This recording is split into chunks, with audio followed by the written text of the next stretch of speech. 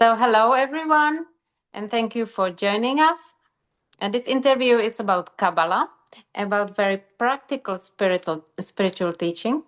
My name is Teresa, and I am in Prague, in the heart of Europe. I am here with Yehuda, who is in Florida, so on the other side of the world. And my first question is, what is Kabbalah, and how can we use it practically in our everyday life? Thank you, Teresa, for hosting me today, and thank you everybody for joining. I'm very passionate about Kabbalah. It's been part of my spiritual journey for the past over 2 decades. Changed my life. I traveled all around the world. I would love to go to Prague soon as well. It's a very nice place, and look forward to meeting you. So, what is Kabbalah? Kabbalah, the word Kabbalah is a sequence. It's a sequence that means to receive. Why Kabbalah is called to receive? Because that's the essence of our world. According to Kabbalah, which by the way is a universal wisdom, and it's not about a dogma, it's not a religion, it's a way of life, I would say. It's a spiritual wisdom that predates all religions, predates even the creation, and it's talking about why the world was created, why are we here, our purpose in life, and how we can live better life. Happiness, joy, fulfillment, soulmate, prosperity. We're destined to have it all. The universe has no shortage of resources for us. All we have to do is open ourselves to receive. That's why Kabbalah is called Kabbalah. Kabbalah means to receive. So it is a practical wisdom by practicing mindset or mindfulness, like you all know. By transforming my consciousness, I transform my reality. Understanding my purpose is very powerful thing to do. So it is very practical. You can learn it and practice it in your business, in your relationship, improving your health, every aspect of your life. So this is just very, very short for this vast wisdom that will take you a few lifetimes to learn. But yeah. Mm-hmm. And how did you personally find Kabbalah? What is your story? Wow.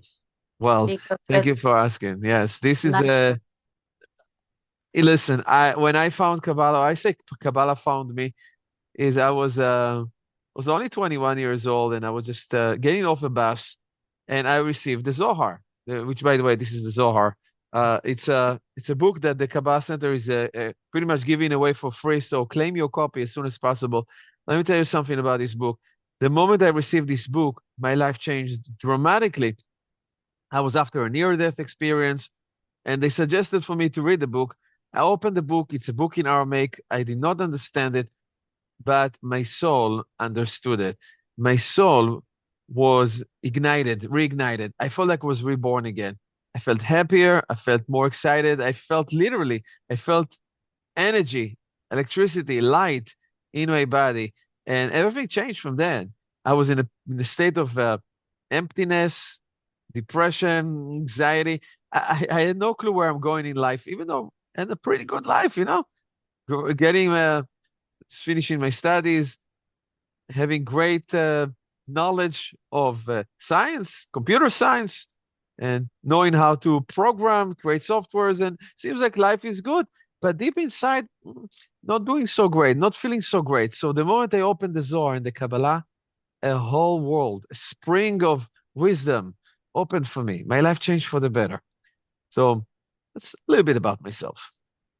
And by Mhm. the way, I started teaching this wisdom, and uh, very shortly, within a couple of years, I started traveling the world, going from Los Angeles to Australia and New Zealand and Mexico, different places, different states in the United States. So it was a privilege to teach this wisdom in person. And since the Zoom started, I have students from all around the world, whether it's from Europe, from Australia, still New Zealand, from Israel, where I'm originally from, and right now in Florida. So the majority of my students are Floridian students. So this has been my passion. This is not a job. This is like something that I love doing. And I meet people one on one, and I'm helping them grow spiritually, find their purpose, advising people in their marriages, advising people in their businesses. And this is really life changing. And I'm very happy to share this wisdom with everybody around the world. Hope hoping to reach millions and billions of people. I'm a part of an organization, a huge organization, the Kabbalah Center, which was founded in 1922. And since that day, Kabbalah became available for mankind. We have had tens of millions of people who study with us online or in person all around the world. We're a non-profit organization. We're happy to share this wisdom with you. Originally founded by the Rav and Karen Berg, who were already transitioned from this world, and today run by Michael and Monica Berg, amazing people, and they really spread light all around the world. So, you can always go to Kabbalah.com and learn about this. Yes, Teresa, what else do you want me to share with you? What do you think, or do you know from your experience, are the main benefits of Kabbalah, or maybe what do you speak with your students most frequently? What are the subjects, problems? How can we solve our problems or difficult situations in life using the wisdom of Kabbalah? Great point, Teresa. I think we all have challenges. We all have problems, things to resolve. I meet people from different walks of life, from different religions. By the way, Kabbalah is for all religions, and from people go through tough times, whether tough times with their children, tough times with a spouse, a broken heart, financial problems, different issues. I meet people who have lack of clarity, who just look to find their purpose, and the people who are not happy. And sometimes people who have great marriage, but finances are not doing so great. Sometimes people have great finances, but they're alone. They're looking for their soulmate. People come to us for different reasons, but at the end of the day, we're not here to solve problems. Believe it or not, we're here to help people approach life in a different way, which means with a different mindset. You see, according to Kabbalah, there are no problems. There are only opportunities. There are only opportunities for growth, opportunities for more blessings, more joy, more fulfillment. It's the first step when I meet people.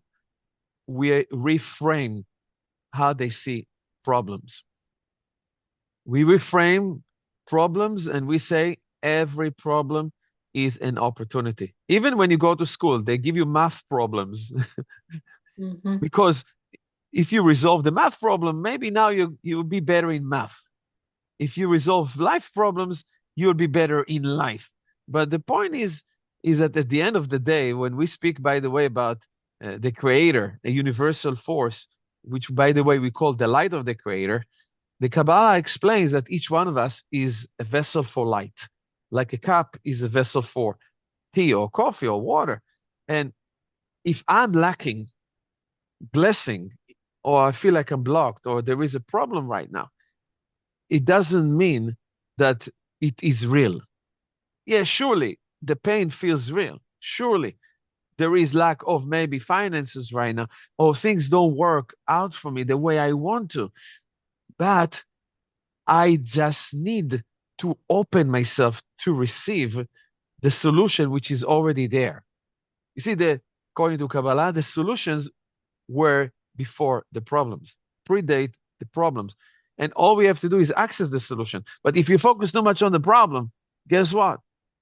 It will only get worse. If you are opening yourself up to the infinite wisdom of this universe and transform how you see a problem, you will get instantly the message. Many times we're asking for messages, we don't get the messages because we are not open to hear the messages. A lot of people know how to pray, but they don't know how to listen. When we pray, we talk to the Creator, we talk to the universe. But when we meditate, we need to know how to quiet our mind so we can get the answer from the universe. So I think it's case by case basis, but in general, it's all about your mindset. My teacher, the Rav Berg, would always say, consciousness creates reality. Science also says it. Consciousness creates reality. So my reality is the exact reflection of my consciousness right now. Therefore, if I'm having a problem, I have to, first of all, approach it with a different consciousness. If I approach it with different consciousness, I will create a different reality. Yes. And We touched upon this, but what is the difference between Kabbalah and other spiritual teachings? What is the difference, or what would you say? Because people always ask this question. What is the difference? Right. How can we approach? Why should I study it? I already know from different spiritual teachings. So, what would you say it's the main difference? Well, that's a good question. What is the main difference between Kabbalah and other spiritual Mm-hmm. modalities? Mm-hmm. Well, that's a very general question. I would say that every spiritual modality or a religion has its own way of thinking, which many of them are very exclusive, which means my way or the highway. Mm-hmm. Kabbalah is not exclusive. Kabbalah is inclusive. And that's a beautiful thing about it. That's why people come to us from all walks of life, from all kinds of religions. And whatever you are, whatever your path is, it will only make you better. If you're Jewish, it will make you a better Jew. If you're a Christian, it will make you a better Christian. If you're an atheist, it will make you a better atheist. If you would practice Hinduism, it will make you better with whatever you practice. So the idea here is inclusive. The universe is one. The the wisdom is one. There is universal wisdom. It's a universal wisdom. It's not a way. It's not a dogma. So what that means is that we all have a set of universal rules. The same way as we have gravity. Gravity is gravity. Nobody can argue with gravity. Gravity affects all of us. So the basic, even one method is consciousness creates reality. It doesn't matter who you are and what you are and what you believe in. Your mindset will create your reality. So what I found with Kabbalah is forget about what's different. What's in common? We say what's in common. And by the way, the whole purpose of Kabbalah is to bring people together because we all come from one source, and therefore we need to learn how to connect to that source. And you can call it God, you can call it the creator, call it whatever you want to call it love, because Kabbalah and the universe, our connection with the universe is a nurturing, loving, kind force. We call it the light of the creator. That force of love is something that we can align ourselves with when we become more of love beings. So whatever religion you follow, if your religion follows love, kindness, treating other people the way you would like to be treated, welcome to the club. Kabbalah is aligned with your religion, and it will only enhance that concept of love and kindness. Rav Ashlag, who originally founded the Kabbalah Center in 1922, said really, it's not about changing your religion. It really is about following two principles. Get over your ego, your negative side, transform it. Get over jealousy, negative thoughts, self-doubts. Get over that and connect to more love, kindness, oneness. We all want, really. Mm-hmm. Cool. Can you share one or two practical tools for everyday life that everyone can use starting now? Wow, incredible. I would say one, be present. Okay. Be present. If you worry about what's going to be, don't worry about what's going to be. Be in the now. What can I do right now? I have lack of clarity. I'm confused. I'm angry. I'm upset. All right.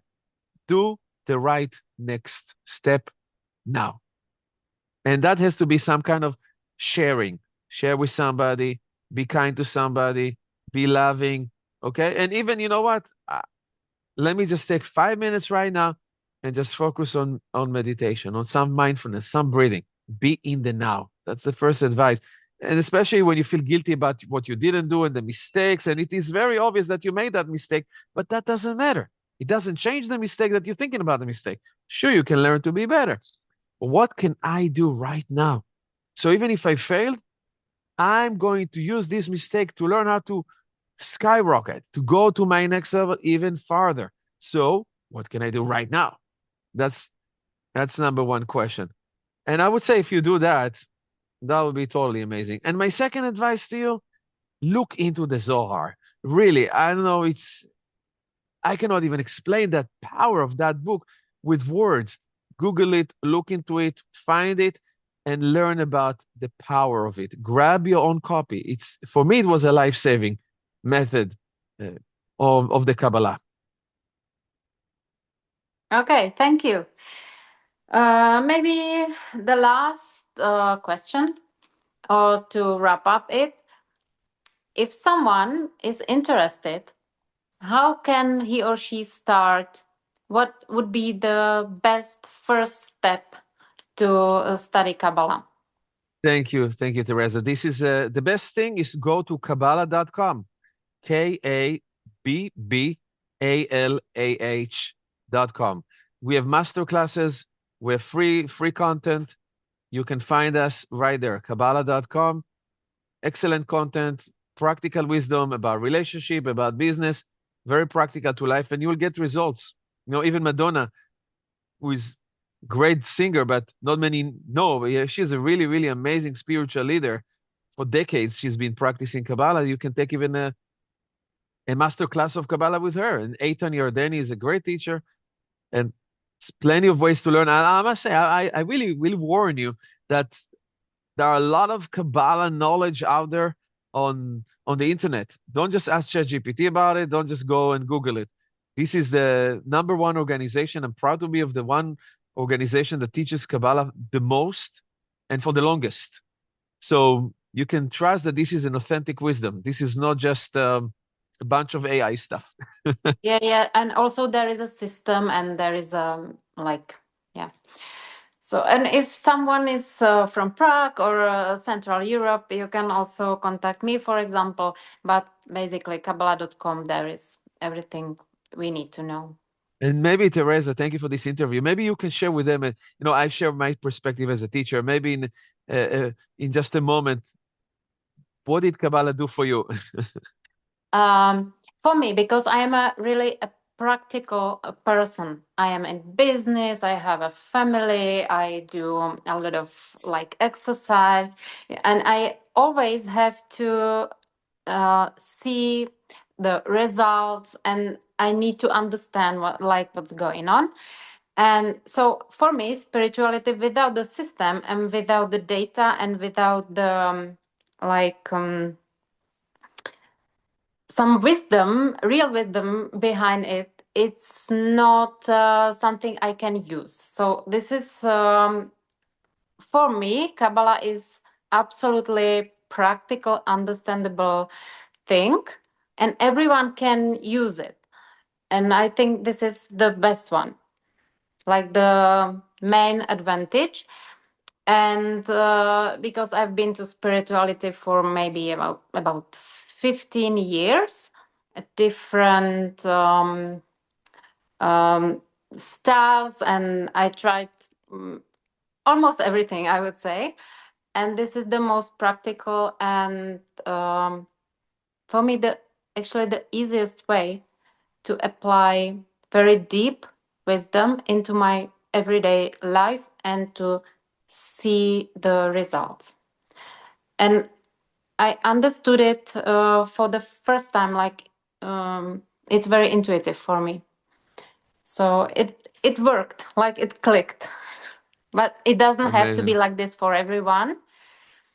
But Yeah, everybody it have to makes try sense. it. Yeah, Yeah, listen, yeah, we're not offering quick fix. It's hard work, yeah. like everything in life, like Mm-hmm. losing weight, like uh, exercising, like succeeding at work or whatever it is that you do.